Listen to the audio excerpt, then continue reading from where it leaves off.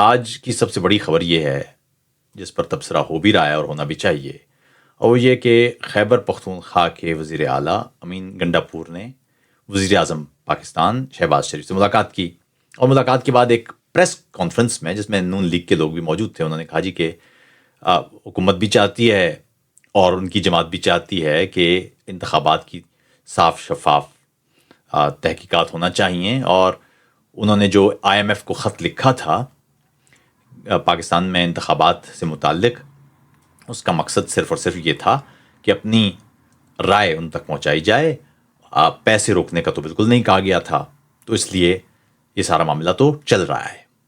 تو بظاہر ان کی پریس کانفرنس ایسی تھی جیسے کوئی خاص جھگڑا ہے نہیں اس بیچ، سیاسی پیش قدمی پیش رفت اس کے لحاظ سے تو بہت اچھی بات ہے۔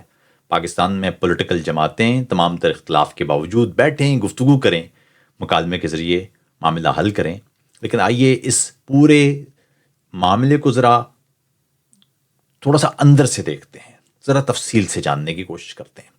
کبھی کبھی صرف بیانیہ کافی نہیں ہوتا، بیانیے کے پس پردہ سیاق کو بھی دیکھنا چاہیے، اس سے سیکھنے کو موقع ملتا ہے۔ سب سے پہلی بات یہ ہے دوستو کہ اس دنیا میں سچ اور جھوٹ بظاہر کوئی خاص چیز ہے نہیں۔ سب سے زیادہ اہم بات ہوتی ہے، یعنی ہم جسے حقیقت سمجھتے ہیں وہ کہیں وجود نہیں رکھتی، بلکہ وہ سمجھی جا رہی ہوتی ہے، اور اسی طرح جسے ہم حقیقت نہیں سمجھتے وہ بھی کہیں وجود نہیں رکھتی، وہ بھی سمجھی جا رہی ہوتی ہے۔ ہم سچ اور جھوٹ کو اپنے اپنے اقدار کے حوالے سے، اپنے اپنے تربیت کے حوالے سے، اپنے اپنے سیاق کے حوالے سے سمجھتے ہیں۔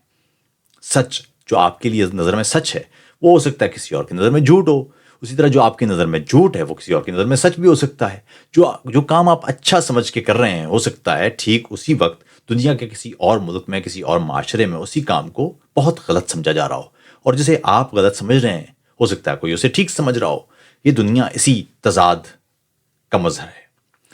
لیکن ایک بات یاد رکھیے، وہ یہ کہ آپ جسے درست سمجھتے ہیں یا جو آپ کا درست ہے، سوال یہ ہوتا ہے کہ کیا آپ اپنے اس درست پر کھڑے بھی ہیں؟ دنیا میں دو طرح کی اپروچز ہیں، ایک کو کہتے ہیں اصولی اپروچ، اور دوسری ہوتی ہے موقع پرستی کی اپروچ۔ عام الفاظ میں جو ہمارے غیر حساس قسم کے لوگ ہیں اسے پریکٹیکل اپروچ بھی کہتے ہیں۔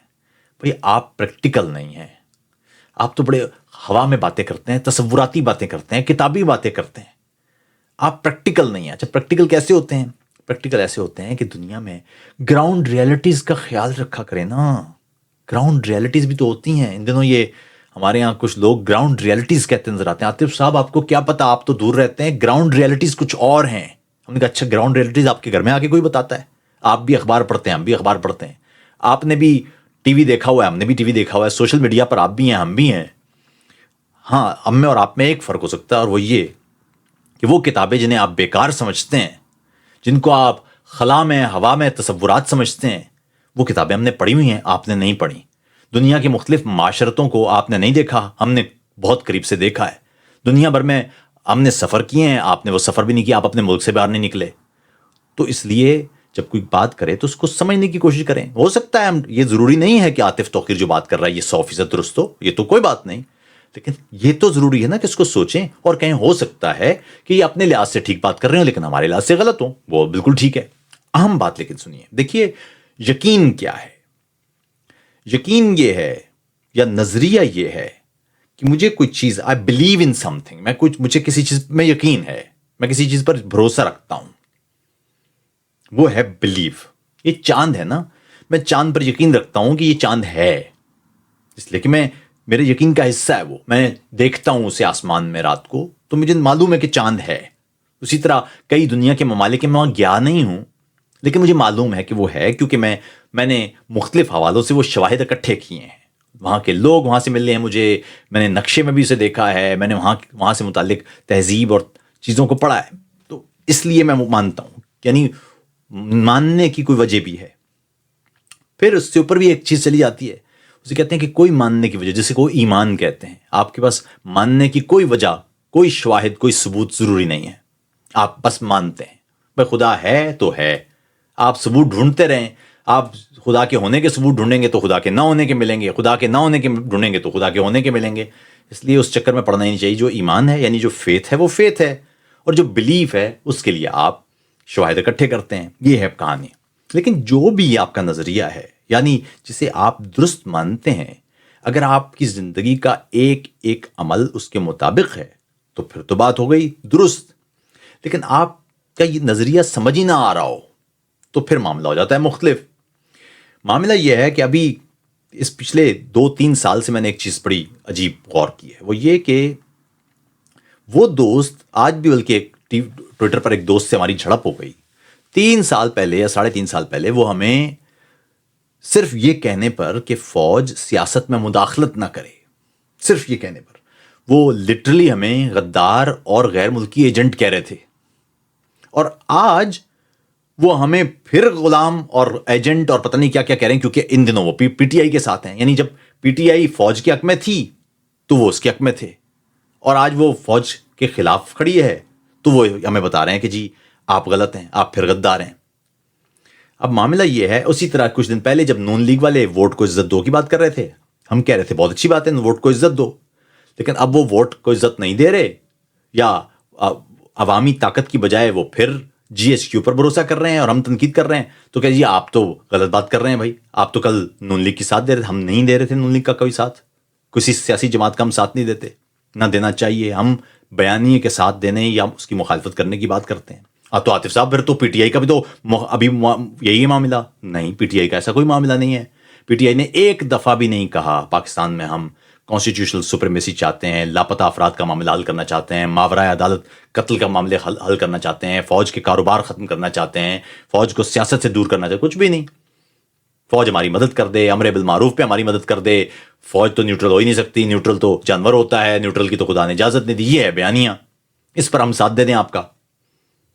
آپ نے کہا جی الیکشن 90 دن ہونے چاہیے، ہم نے کہا جی بالکل ہونے چاہیے، قانون میں لکھا ہے، دستور میں لکھا ہے. صحیح بات کر رہے ہیں آپ. لیکن آپ کیا چاہ رہے ہیں؟ آپ چاہ رہے ہیں کہ ہم آپ کے ماؤتھ پیس بن جائیں. صاحب ماؤتھ پیس تو نہیں بن سکتے آپ کا. آپ کہہ رہے ہیں جی کہ ہمارے ساتھ زیادتی ہو رہی ہے، بالکل زیادتی ہو رہی ہے، لیکن ٹھیک یہی زیادتی آپ نے بھی کی ہے. آپ کہہ رہے ہیں جی انتخابات میں دھاندلی ہوئی ہے، بالکل ہوئی ہے، لیکن ٹھیک یہی دھاندلی بلکہ شاید اس سے بھی زیادہ وہ 2018 میں ہوئی ہے. اس دفعہ فارم 47 سے ہوئی ہے، اس وقت فارم 45 سے ہوئی تھی. پولنگ ایجنٹس کو نکال دیا گیا تھا 95% جگہوں پر. پولنگ ایجنٹس کے سائن ہی نہیں تھے، ان کو نکال کے اور پیچھے موریں لگائی گئی تھی. تو اب یہ تو نہ کریں نا کہ جو آپ کے حق میں ہو تو وہ تو ٹھیک ہے، جو آپ کے مخالف ہو. تو معاملہ یہ ہے کہ اصولی پوزیشن نہیں ہے آپ کی، اور آپ کے رہنماؤں کی بھی نہیں ہے.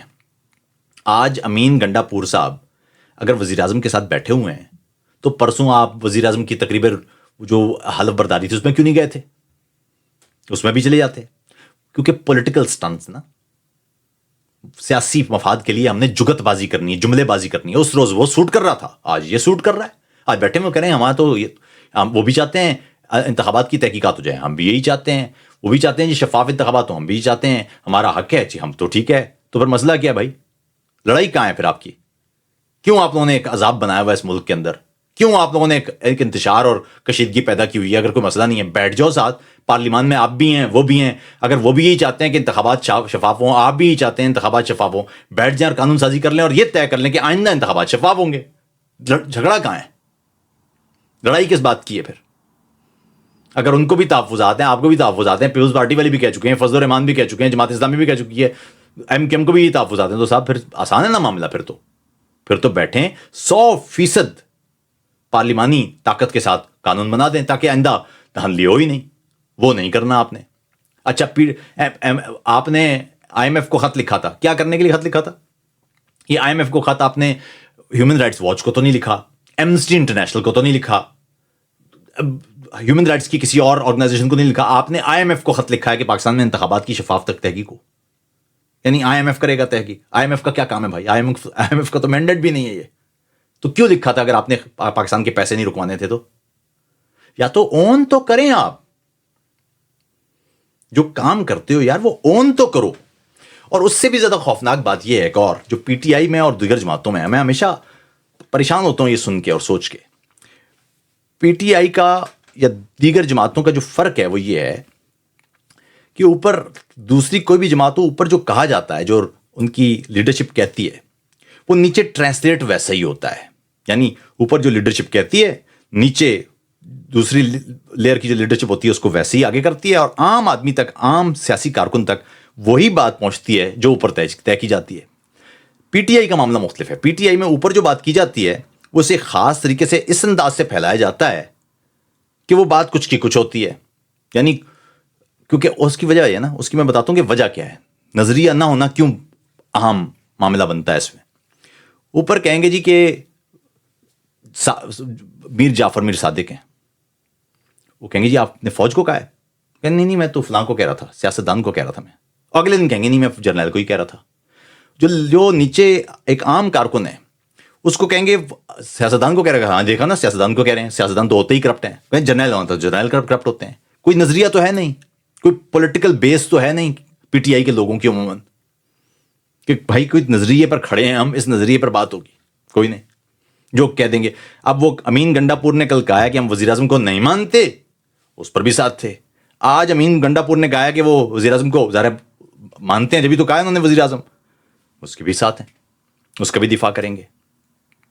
تو مسئلہ کیا ہے یار آپ لوگوں کا؟ مجھے تو سمجھ ہی نہیں آتا کہ آپ تو کہاں ہیں، اور سوال تو اٹھایا کرو۔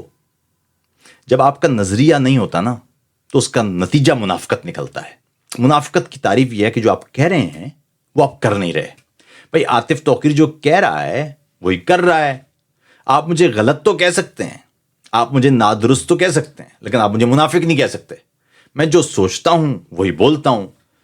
20 سال پہلے شکریہ غاصبوں سے لے کے آج تک جو میں سوچتا ہوں وہ میں بولتا ہوں، پوری بہادری کے ساتھ بولتا ہوں۔ پارلیمان کے نیچے کھڑا ہوں تب بھی وہی بولتا ہوں، کسی محفل میں ہوں تب بھی وہی بولتا ہوں، سٹیج پر ہوں تب بھی وہی بولتا ہوں، آپ سے یہاں ملاقات ہو تب بھی وہی بولتا ہوں، دوستوں کی بیٹھک ہوتی ہے تب بھی وہی بولتا ہوں۔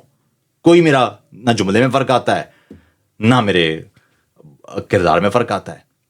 آپ کبھی کہتے ہیں یہ، کبھی کہتے ہیں وہ، کبھی کہتے ہیں جرنیل قوم کا باپ ہوتا ہے، کبھی کہتے ہیں جی جرنیل غدار ہوتا ہے، کبھی کہتے ہیں جی ووٹ کو عزت دو، تو اگلے دن کہتے ہیں جی ووٹ کو عزت دونوں کی دو سے مراد یہ ہے کہ عام، ہم یہ تو نہیں کہہ رہے کہ فوج سے ہم نے سپریمیسی لینی ہے، ہم تو یہ کہہ رہے ہیں کہ جو ووٹر ہے اس کو پیسے، اس کے گھر میں آٹا پہنچا کے اس کی عزت کرنی۔ کیا ہے یہ ہے کیا؟ بات یہ ہے کہ جو دیگر جماعتیں ہیں وہاں جو کہا جاتا ہے اوپر نیچے ٹرانسلیٹ ویسے ہی ہوتا ہے، لیکن پی ٹی آئی میں معاملہ اسی لیے مختلف ہے۔ پی ٹی آئی میں اوپر جو کہتے ہیں نیچے ٹرانسلیٹ کچھ اور ہوتا ہے۔ مثال کے طور پر جب نواز شریف کہہ رہے تھے کہ ووٹ کو عزت دو تو ٹرانسلیٹ ہو رہا تھا کہ فوج تو ٹھیک ہے، فوج کا عام آدمی تو ٹھیک ہے، لیکن جرنیلوں سے ہم نے اس ملک کا وہ لینا ہے۔ اب نہیں، لیکن اس وقت جو بیانیہ تھا اس کی میں بات کر رہا ہوں۔ یہاں معاملہ مختلف ہے۔ عمران خان کہہ رہے ہیں فوجی ایسا ہوتا، جرنیل ایسا ہوتا ہے، نیچے جو ٹرانسلیٹ ہو رہی ہے وہ فوج مخالف بات ہو رہی ہے۔ ایک عام پی ٹی آئی کا کارکن وہ اس وقت فوج سے نفرت کرنے لگ گیا ہے۔ اس کو بالکل، کل کسی نے لگایا ہوا تھا وہ کعبے میں سے وہ عاصم منیر نکل رہے ہیں، اس نے نیچے لکھا ہوا تھا میں ایسی جگہ جانے کو تیار نہیں ہوں جہاں ایسے ظالموں کو جگہ دی جاتی ہے۔ یہ اس حد تک کی بھی ہے۔ وہاں نیچے فوجیوں کے بارے میں جو سخت، یعنی جو تنقید نہیں، نفرت کے زمرے میں آتی ہیں چیزیں، وہ لکھی ہوئی ہیں۔ بھائی نفرت تو آپ کو کسی بھی شخص سے نہیں کرنی نا، کوئی جج ہو، ججوں کی تاریخ ہمارے سامنے ہے، لیکن نفرت تھوڑی کرنی ہے، ہم نے چیزوں کو ٹھیک کرنا ہے نا۔ آرمی سے، فوج سے نفرت تو نہیں ہے، چیزوں کو ٹھیک کرنا ہے نا۔ آپ کی لڑائی جو ہوتی ہے پولیٹیکل لڑائی، وہ پولیٹیکل لڑائی کیا ہے فوج سے؟ آپ فوج کو ختم کرنا چاہتے ہیں؟ نہیں بھائی، سیاست میں مداخلت ختم کر دے، فوج اپنا بزنس نہ کرے، فوج کام کرے وہ جو اس کے ذمہ لکھا ہوا ہے، دیٹس اٹ۔ یہ کوئی لڑائی تھوڑی ہے، یہ کوئی خراب بات تھوڑی ہے، یہ فوج کے حق میں بات ہے نا، یہ اس سے فوج کا فائدہ ہوگا۔ تو کہنے کا مطلب یہ ہے کہ یہاں پی ٹی آئی میں اوپر کچھ اور سوچتے ہیں، نیچے ٹرانسلیٹ وہ بالکل کچھ اور ہوتا ہے۔ یہی ہے گڑبڑ۔ امین گنڈا پور صاحب ملے ہیں، بہت اچھی بات ہے، لیکن پی ٹی آئی کے ایک عام کارکن کو یہ سمجھنا چاہیے کہ اوپر وہ بظاہر کہتے ہیں نہیں کہ مڈل کلاس کے اور لو مڈل کلاس کے ہم لوگ لے کے آ گئے ہیں، لیکن جو اوپر فیصلہ سازی ہے نا وہ اشرافیہ کے پاس ہی ہے۔ عمران خان کوئی غریب آدمی تو نہیں ہے، امین گنڈا پور کوئی غریب آدمی تو نہیں ہے، بیرسٹر گوہر کوئی غریب آدمی تو نہیں، کوئی بھی آپ اپنی ٹاپ لیئر دیکھ لیں، اسی طرح نون لیگ کے بھی لوگ دیکھیں، پیپلز پارٹی کے بھی لوگ دیکھیں۔ اس لیے کہ سٹرکچر یہ ہے کہ قومی اسمبلی میں یا صوبائی اسمبلی میں کھڑا وہی ہوتا ہے جو بڑا انفلوئنشل ہوتا ہے اپنے علاقے میں۔